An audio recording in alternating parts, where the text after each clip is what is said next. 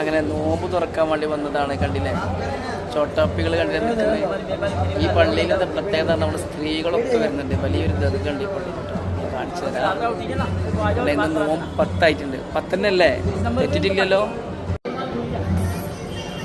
आज में कितना रमजान है ये नहीं पता। मालूम नहीं। 10 ना 10 ഇതാണ് രാജസ്ഥാനിലെ നോമ്പുതുറ കേട്ടോ. കണ്ടില്ലേ, തേങ്ങാച്ചോറുണ്ട്, കാരക്കുണ്ട്, പഴമുണ്ട്, കക്കരിക്കുണ്ട്, ഓറഞ്ച് ഉണ്ട്, അതുപോലെ തന്നെ ചിക്കുണ്ട്, പിന്നെ ജ്യൂസ് ഉണ്ട് കേട്ടോ.